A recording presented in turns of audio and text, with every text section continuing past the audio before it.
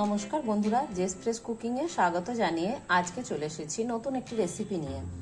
রেসিপিটি বানানোর জন্য এখানে আমি এই উপকরণগুলো নিয়ে নিয়েছি: দেশি ঘি, সাদা তেল, চিনি, সুজি, গরুর দুধটাকে আমি জাল করে নিয়েছি, গরম মশলা পাউডার, তেজপাতা, চেরি ফল, খেজুর, 3টে ব্রেড নিয়েছি, কিশমিশ, কাজু। এই উপকরণগুলো নিয়ে নিয়েছি। এরপর আমি ব্রেডটাকে জল দিয়ে ভিজিয়ে নেব। আমি ব্রেডটাকে জল দিয়ে এরকম ভাবে ভিজিয়ে নিয়েছি। এরপর কড়াইয়ে সাদা তেল দেব।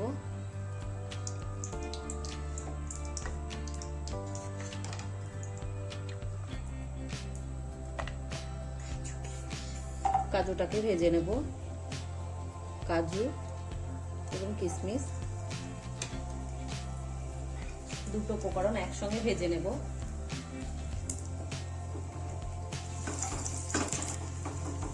ভাজা হয়ে গেছে, এবার তুলে নেব। এরপর আরো একটু সাদা তেল দেব। সুজিটাকে দিয়ে দেব।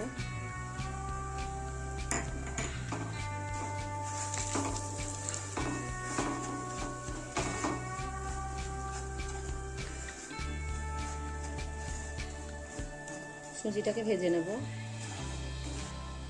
সুজিটা ভাজা হয়ে গেছে, ভিজিয়ে রাখা ব্রেডটাকেও দিয়ে দেবো।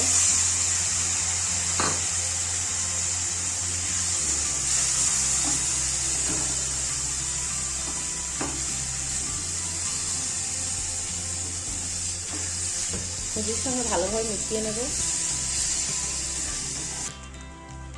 এরপর কাজু, কিশমিশ এবং খেজুরটাকে দিয়ে দেবো। খেজুরের ভিতরের বীজগুলো বার করে নিয়েছি।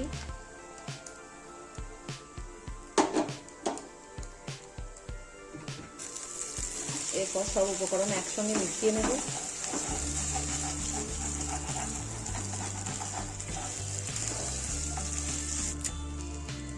এবার তেজপাতাটাকে দিয়ে দেবো। গরম মশলা পাউডারটাকে দেবো। আমি গরুর দুধটাকে জাল করে নিয়েছি, দুধটাকে দিয়ে দেবো। আবার একসঙ্গে মিশিয়ে নেব।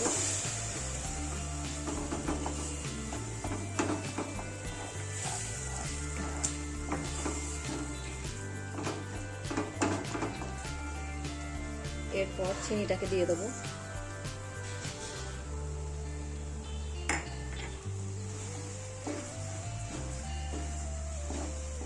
সব উপকরণ একসঙ্গে মিশিয়ে নেব।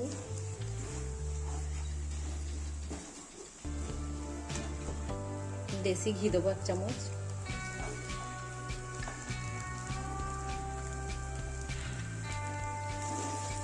এরপর সব উপকরণগুলো একসঙ্গে মিশিয়ে নেব ভালোভাবে। মিশিয়ে নেওয়ার পর তো এটা হয়ে গেছে। এবার একটা প্লেটের মধ্যে ঢেলে নেব। একটা প্লেট নিয়েছি, তো প্লেটের মধ্যে দেশি ঘি মাখিয়ে নেব আমি।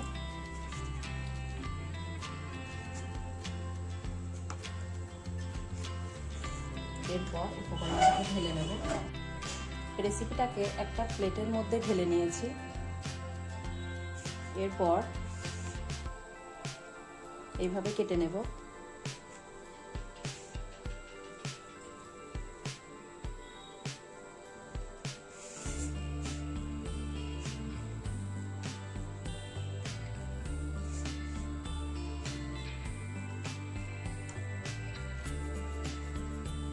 তারপর চেরি ফলগুলোকে এইভাবে দিয়ে দেবো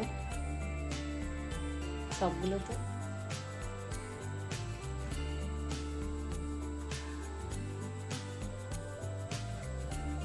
এই রেসিপিটি যদি আপনাদের ভালো লাগে, লাইক, কমেন্ট, শেয়ার করবেন আর চ্যানেলকে সাবস্ক্রাইব করবেন। পাশে থাকা বেল আইকনে ক্লিক করবেন। ধন্যবাদ।